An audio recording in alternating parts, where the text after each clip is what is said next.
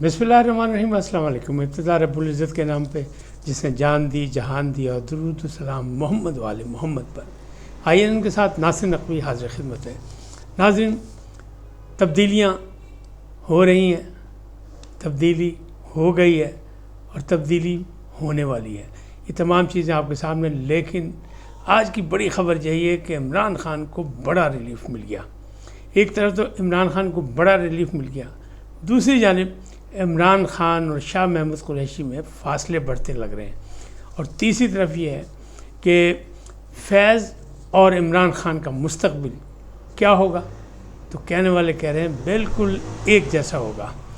अब आईनी जो बेंच बनने हैं उसकी सिलेक्शन कैसे होगी, उसका सरबराह कौन होगा, अब इस पे बहस चल रही है। क्योंकि याहिया आफरीदी तो बन गए चीफ़ जस्टिस ऑफ पाकिस्तान, ये 23वें चीफ़ जस्टिस ऑफ पाकिस्तान है। इन तमाम चीज़ों से आपको आगाह करूँगा, इसकी तफसीलात बताऊँगा, लेकिन पहले आपसे गुजारिश कि INN को सब्सक्राइब करें, लाइक करें और घंटी का बटन दबाना ना भूलें और अपनी कीमती राय का भी इज़हार करें। जी नाज़रीन, पहली बात यही है कि Yahya Afridi chief justice of Pakistan बन गए। लोगों का ख्याल था कि वो इस्तीफ़ा दे देंगे, और क्योंकि बहुत अच्छे दोस्त थे मंसूर अली शाह के, लेकिन आज वो जब सुप्रीम कोर्ट आए तो उन्होंने काजी ईसा से भी मुलाकात की, मंसूर अली शाह से भी मुलाकात की, बल्कि काजी ईसा से 2 दफ़ा मुलाकात की और गुफ्तगू और बड़े अच्छे मूड में रहे और लोगों की मुबारकबादें भी उन्होंने वसूल की। और मामला जो हैं वो आगे चलते नज़र आ रहे हैं कि जैसे ही वो फारिग होंगे 25 को, तो 26 को इनका वो सेरेमनी हो जाएगी, या 25 की रात को ईवान सदर में हल्फ उठा लेंगे। अब हामिद खान ने कहा कि हम नहीं तस्लीम करते, हम चाहते हैं चीफ़ जस्टिस ऑफ पाकिस्तान सिर्फ़ और सिर्फ मंसूर अली शाह। अच्छा, तो अब पूरी PTI या उनके चाहने वाले इमरान खान के सब इस बात पर ख़ासे परेशान हैं, नाराज़ हैं, नाला हैं, क्योंकि सबको बताया गया था कि बस 25 अक्टूबर के बाद मंसूर अली शाह बनेंगे और मंसूर अली शाह उल्टा देंगे सब कुछ, नया इलेक्शन होगा, तैयारी करो इलेक्शन की, ये खान साहब कह चुके थे। और अब भी गंडापुर साहब धमकी दे रहे हैं कि आर या पार होगा, आखिरी लड़ाई लड़ेंगे और हम बस खान से मिल के हम काल दे रहे हैं।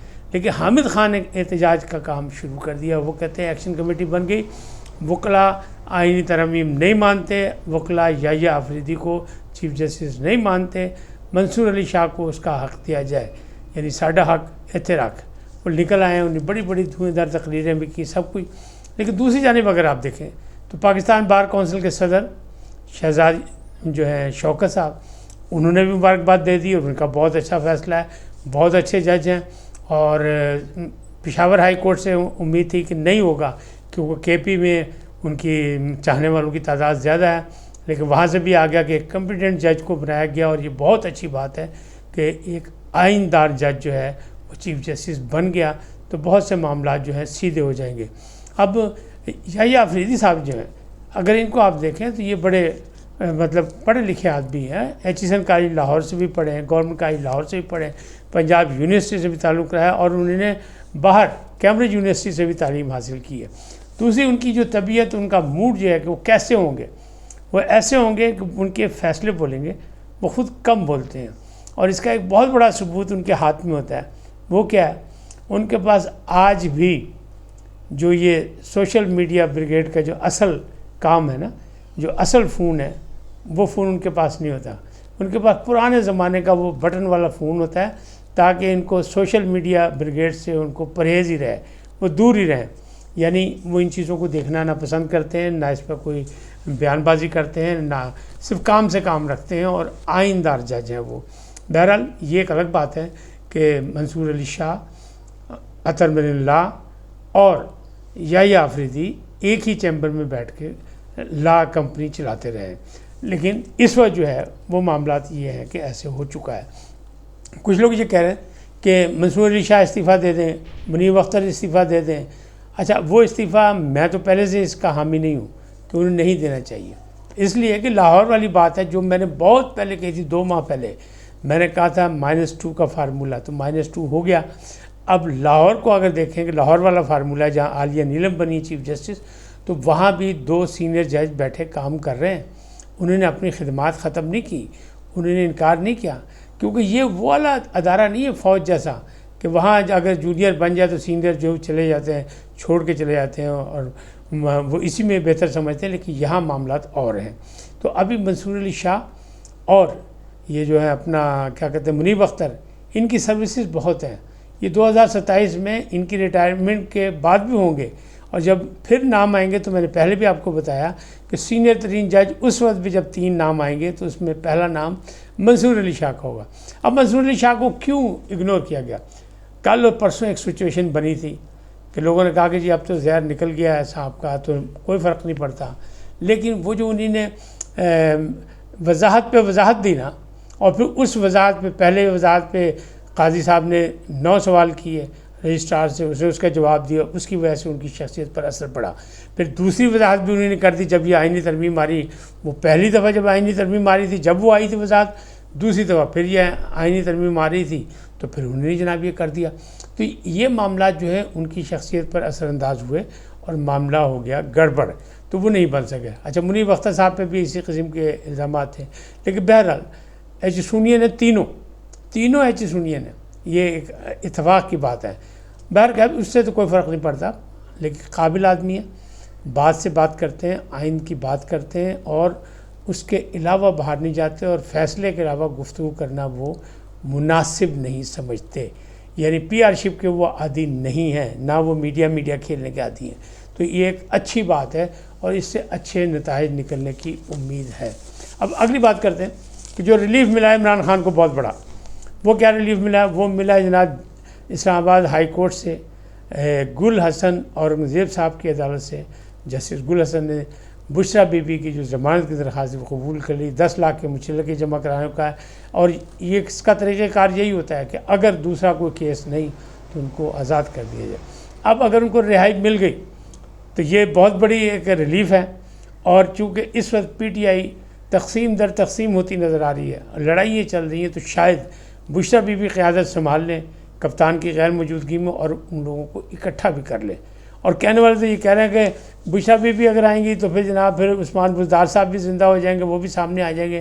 تو میرا خیال ہے کہ اب جو کچھ انہوں نے اس قید و بند کی صحبتوں میں سیکھا ہوگا اس میں عثمان بزدار چونکہ پردہ سکرین سے بالکل غائب ہیں، لہٰذا ان کی ضرورت ان کو پیش نہیں آئے گی۔ گنڈا پوری کافی ہے، گنڈا پور صاحب کہہ رہے ہیں پورے پاکستان کو جیم کر دیں گے، ہڑتال ہوگی، آر یا پار ہوگی، اور بس ایک خان سے ملنے کی بات ہے، لیکن پارٹی کے اندر کے لوگ ان پر بھی اعتبار نہیں کر رہے۔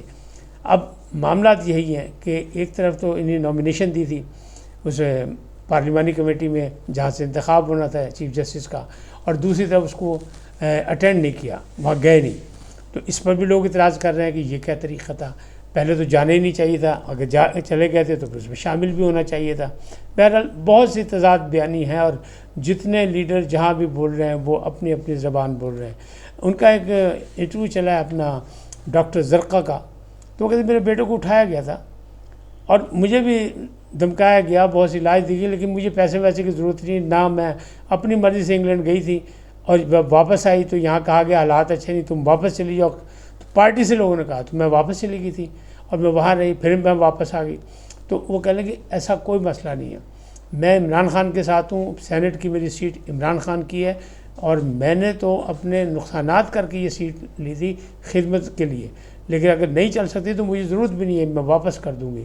اب اس ایسے پوزیشن میں جو بات چیت چل رہی ہے وہ یہ ہے کہ آئندہ لائے عمل کیا ہوگا، کیوں کہ خبریں یہ بتا رہی ہیں کہ زین قریشی سے بھی ان کو شو کاز نوٹس دے دیا گیا ہے، اور ان پر بھی اعتبار نہیں ہے، کیونکہ انہوں نے یہ کہہ دیا کہ والد محترم نے کہا تھا دائیں بائیں ہو جاؤ، تو اس لیے ان سے بھی پوچھ گچھ ہو رہی ہے۔ تو کہنے والے یہ کہہ رہے ہیں، اسلام آباد سے یہ چغلی ہو رہی ہے کہ جناب عمران خان اور شاہ محمود قریشی میں فاصلے ہو گئے ہیں، اور جس کا ایک ثبوت گزشتہ روز جو ملاقات ہوئی مہربانوں کی شاہ محمود قریشی سے، جبکہ سب قیدیوں پر ملاقات پر پابندی ہے، تو ان کی ملاقات کیسے ہوگی؟ تو وہ ملاقات بھی ایک بڑا اہم مسئلہ ہے، تو اس پر بھی نشان زدہ ہو گیا۔ یہ کہا جا رہا ہے کہ فارورڈ بلاک بن رہا ہے، اور بہت جلد ان کی ضمانت ہو جائے گی شاہ محمود قریشی کی، اور پھر یہ آ جائیں گے باہر، فارورڈ بلاک کو لے کے آگے چلیں گے۔ بہت سے ایم این ایز اور سینیٹرز نے ان سے رابطے کیے ہیں زین قریشی کے ذریعے۔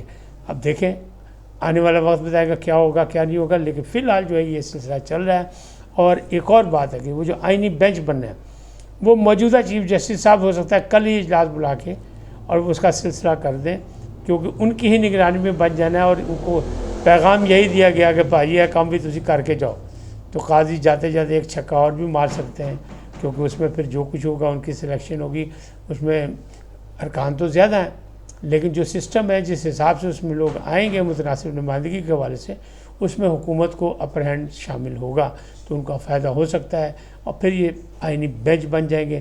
منصور علی شاہ تو خود اب انہوں نے ایک کیس واپس کیا کہ جناب ابھی یہ نہیں پتہ کہ یہ بینچ میں جائے گا یا سپریم کورٹ سنے گا، لہٰذا ابھی صبح کہ انہیں ڈیٹ دے دی۔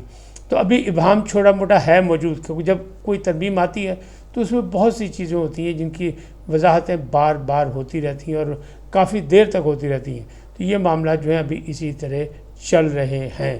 تو اب چانسز جو ہیں وہ یہی ہے کہ فوری طور پہ جو ہے وہ بنائے جائیں گے کیا آئینی بینچ، اور وہ 5 رکنی ہوں گے، اور اس میں سربراہ کون ہوگا اور کیا ہوگا اس کو فائنل کریں گے۔ قاضی صاحب اپنی نگرانی میں جاتے جاتے یہ کام بھی کر جائیں گے۔ اس وقت تک اتنا ہی، پھر ملیں گے نئے موضوع کے ساتھ۔ جاتے جاتے آپ سے درخواست ہے ان کو سبسکرائب کریں، لائک کریں، اور گھنٹی کا بٹن دبانا نہ بھولیں، بلکہ اپنی قیمتی رائے کا اظہار اپنی شخصیت کے مطابق کریں۔ سدا سلامت رہیں، اللہ نگہبان۔